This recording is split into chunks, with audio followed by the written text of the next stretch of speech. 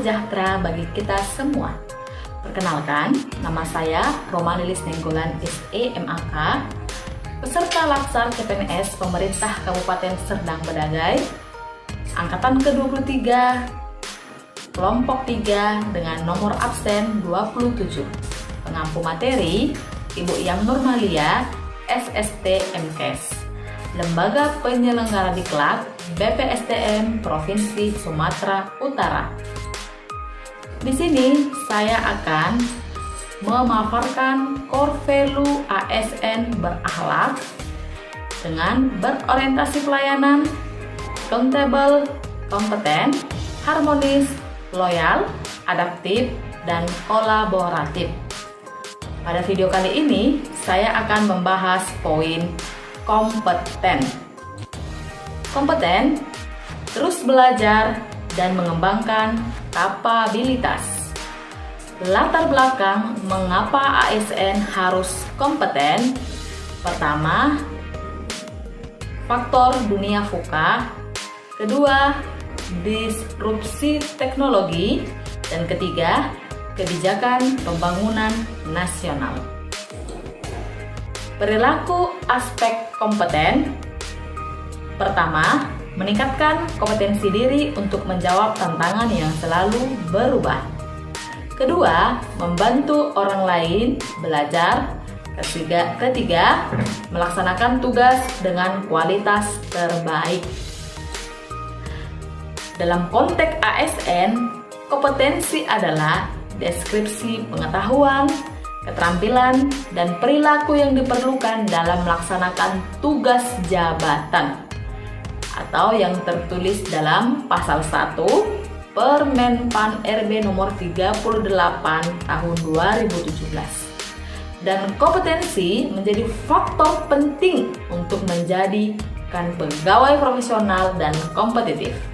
Dalam hal ini, ASN sebagai profesi memiliki kewajiban mengelola dan mengembangkan kompetensi dirinya, termasuk mewujudkan di dalam kinerja. Ada 3 jenis kompetensi. Pertama, kompetensi teknis berkaitan dengan bidang teknis jabatan. Kedua, kompetensi manajerial, yaitu untuk memimpin dan atau mengelola unit organisasi. Dan ketiga, kompetensi sosial kultural berkaitan dengan sosial dan kultural. Meningkatkan kompetensi ada beberapa tahap. Pertama, dengan merubah mindset. Kedua, mengembangkan mandiri secara pedagogik berbasis sumber pembelajaran utama dari internet.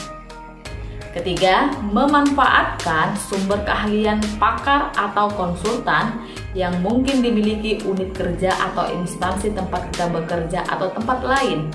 Dan keempat, melakukan jejaring formal atau informal, yaitu dengan mengatur diri sendiri dalam interaksi dengan pegawai lain dalam dan luar organisasi. Kemudian pelaksanaan pengembangan kompetensi ASN melalui 2 hal. Pertama, melalui pendidikan, dan kedua, melalui pelatihan. Pengembangan kompetensi, link and match dengan kebutuhan organisasi dan instansi pegawai. Pada gambar di atas, terlihat 2 tabung yang berisi air. Tabung pertama berisi air penuh, menggambarkan standar kompetensi jabatan. Tabung kedua berisi air kurang penuh, menggambarkan kompetensi individu. Kedua tabung yang berisi air tersebut mengartikan bahwa adanya kesenjangan kompetensi, sehingga perlu adanya pengembangan kompetensi ASN secara corporate university, yaitu 70% pembelajaran di unit kerja, 10% self-learning and in class, dan 20% coaching and mentoring. Tingkat perencanaan kompetensi ASN melalui 2 tahap. Tahap pertama dilakukan di unit kerja yang mengelola penyelenggaraan urusan di bidang sumber daya manusia dengan melakukan rekapitulasi dan validasi perencanaan pengembangan kompetensi individu ASN. Yang kedua, perencanaan nasional, di mana perencanaan pengembangan disampaikan KLD ke instansi pembina. Instansi pembina menyusun rencana pengembangan kompetensi pegawai ASN secara nasional.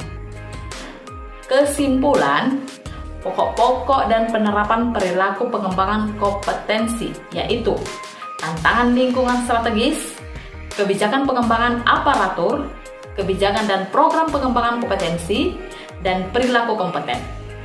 Dengan penguraian keseluruhan aspek tersebut diharapkan mendapatkan pemahaman yang sama tentang perlunya komprehensivitas dalam melakukan pengembangan kompetensi sesuai dengan dinamika lingkungan internal dan eksternal organisasi.